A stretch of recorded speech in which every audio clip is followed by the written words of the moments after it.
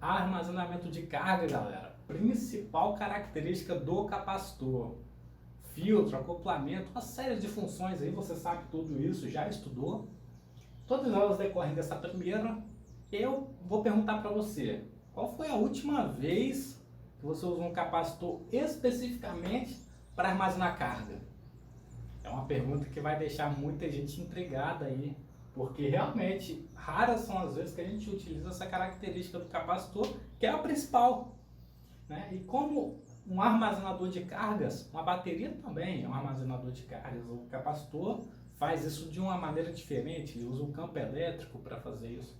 Mas será que a gente consegue então usar um capacitor para construir uma fonte?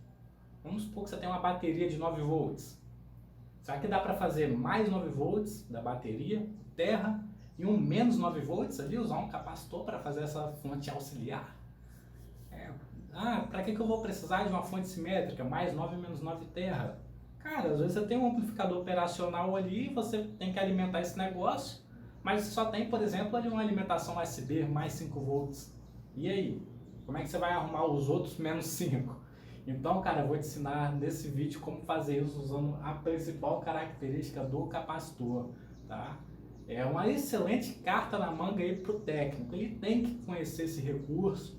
Depois eu vou citar uma infinidade de aplicações para esse conjunto de técnicas que a gente vai mostrar aqui nesse vídeo.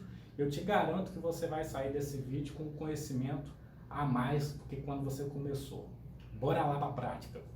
Pronto, galera, agora eu vou mostrar para vocês o princípio de funcionamento dessa nossa fonte simétrica a partir de uma fonte simples, usando o capacitor para prover a tensão negativa aí. Eu vou te convidar aqui para o circuito, vem comigo. E aqui a título de demonstração eu vou rapidamente carregar o capacitor, né? E vou associar ele com a nossa fonte simples. Lembrando aqui, pessoal, estou usando aqui uma bateria de 9 volts, mas aí poderia ser um carregador de celular, poderia ser um eliminador desses aí que a gente compra na feira aí de 12 volts, pode ser qualquer tipo de fonte simples e você quer transformar em fonte simétrica. E aí, galera, aqui eu já vou tomar o nosso ponto de medição, vou colocar a nossa referência no terminal negativo da bateria e aí a gente já consegue observar aqui no multímetro os 9 volts positivo, né, da bateria, obviamente. Aqui nós temos então o 0 volts e aqui do outro lado a gente já tem o menos 9. Claro, eu acabei de carregar o capacitor, né? Então, aqui está o princípio de funcionamento e isso vai funcionar, galera. Esse circuito ele vai funcionar enquanto não houver carga. Quer ver? Eu vou colocar uma carga aqui. A princípio, uma carga de 1 mega, é uma resistência muito alta, mas só para a gente poder acompanhar aqui a tensão chegando, né, diminuindo até chegar em 0. E aí, bom, tá aí, né, o circuito está descarregando, a gente tem que fazer alguma coisa para carregar esse circuito de novo. E é aqui que se separam os homens dos meninos, né? Até aqui eu viria sozinho, né? É verdade, eu colocar o capacitor ali eu faria. Mas tem um segundo passo, galera, que isso é simples e genial ao mesmo tempo. A gente vai usar um segundo capacitor para fazer esse trabalho. Olha só o que tem que ser feito. Bom, é muito simples, basta você com o segundo capacitor carregar ele e agora essa carga que foi armazenada, você devolve aqui para a parte negativa. Olha aqui a tensão que vai acontecer com ela. Tá vendo? Eu vou fazer mais uma vez e a gente vai repetindo esse processo. Observa que a tensão está ficando cada vez mais negativa aqui no multímetro. E galera, se você fizer isso numa velocidade enorme, você não vai nem perceber essa queda de tensão aqui na fonte negativa, mesmo com a resistência bem menor do que essa de 1 mega. Claro, eu botei 1 mega aqui só para exemplificar. Então, galera, qual que é o desafio agora? É montar um circuito, tá? Que vai substituir esse papel humano de pegar a carga da bateria e colocar na parte negativa da fonte. E claro, né? É daí que vem o nome circuito bomba de carga. Você está bombeando carga, você está pegando carga de um lugar e colocando em outro, né? Usando capacitor como um reservatório de cargas. É exatamente a função principal dele. E aí quando você ouvir esse nome, bomba de carga, não se assusta, não vai explodir nada, tá? É só o fato de você estar bombeando carga que dá esse nome para o circuito e você vai poder utilizar isso numa infinidade de aplicações, tá bom? Vamos lá. Sim, esse então é finalmente o momento em que eu vou te apresentar o circuito que faz exatamente o que a gente estava fazendo ali há pouco tempo. Olha só, esse aqui é aquele nosso primeiro capacitor. Ele é que vai prover carga para nossa carga. Carga elétrica, para nossa carga resistiva, enfim. Só que a gente viu, ele vai acabar descarregando, então a gente vai utilizar o segundo capacitor para bombear a carga para o primeiro. E esse bombeamento agora ele vai acontecer através de dois pares de chaves que funcionam alternadamente entre si, graças a essa porta NOT. Claro, né, a gente vai precisar também de oscilador para isso aqui. O oscilador eu vou implementar através de um 555. Já as chaves, eu sugiro que você utilize MOSFET do tipo P e do tipo N. Mas eu não tenho esses MOSFETs aqui no laboratório, então eu vou acabar utilizando TJB mesmo, porque eu tenho de montão aqui. Pronto, depois de uma pequena dor de cabeça, o circuito está montado. Eu resolvi alimentar ele com a fonte de computador, eu peguei o mais 5 volts da ATX. E é até legal, porque a fonte ATX ela tem 1 milhão de tensões ali, mais ou menos 5 você não encontra. Então, aliás, é o objetivo, né? É o objetivo desse circuito. E a primeira coisa que eu vou ter que mostrar para você é o resultado desse trabalho todo. A saída do circuito é esse fio laranja aqui, tá sem carga, circuito aberto. E o que eu consegui foram incríveis menos 4,74 volts. Incríveis, porque a gente está usando aqui TJB, que tem queda de tensão neles, 4, né?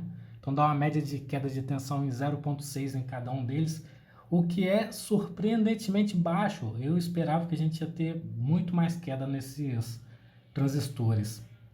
Analisando mais de perto o circuito, aqui no canto esquerdo nós temos o 555, que é o oscilador, o conjunto de porta-NOT, que é feito também com BC548, e então aqui já à direita do vídeo a gente tem os dois capacitores. Esse aqui é o capacitor que providencia para a gente a carga elétrica, para nossa carga resistiva, e esse aqui é o segundo capacitor, é aquele que acontece o bombeamento de cargas, ele que é a bomba de carga. E eu vou mostrar para vocês a forma de onda em cada um desses estágios aqui para a gente ver como que esse negócio está funcionando. Então essa aqui é a forma de onda que o 555 está gerando e a gente consegue observar que o ciclo de trabalho dela está maior do que 50%. Eu poderia resolver esse problema adicionando ali no circuito um diodo, mas eu não vou alterar não, vou deixar do jeito que está. E o que eu quero mostrar agora é a saída da porta NOT, que é exatamente a negação da entrada. E olha só, agora eu acabei de adicionar um resistor de 39 ohms para ser carga para essa fonte. Lembra lá no começo do vídeo que eu comecei com 1 mega? Pois é, aqui eu estou usando 39 ohms para mostrar para vocês essa forma de onda aqui do capacitor da bomba de carga. Olha que legal, ele carregando e descarregando, tá vendo? Ele carrega e disponibiliza a carga para o segundo capacitor. Carrega e disponibiliza a carga. E agora a última forma de onda que eu quero te mostrar nesse circuito é a forma de onda da saída, que nada mais, nada menos que uma bela linha reta com menos 4,74 volts. De volta então, agora a gente vai retomar medidas aqui no circuito e eu quero medir principalmente qual é a corrente que o circuito precisa para funcionar sem nenhuma carga, ou seja, do jeito que ele está, quanto de corrente ele está consumindo. Outra pergunta, qual é a corrente de curto-circuito dessa fonte negativa? Quando eu curto-circuitar ela, qual é a corrente máxima que eu consigo? E para finalizar, uma terceira pergunta, qual é a carga que eu coloco ali para manter a fonte estável? E para medir a corrente, o jeito mais fácil é a gente tirar aqui o terminal positivo que alimenta o circuito todo, utilizar o multímetro na escala de miliamperes, que é o que eu imagino que seja, e aí a gente pode fazer a medição de uma maneira que eu não atrapalhe o vídeo. A gente pode realizar a medição a partir desse terminal aqui.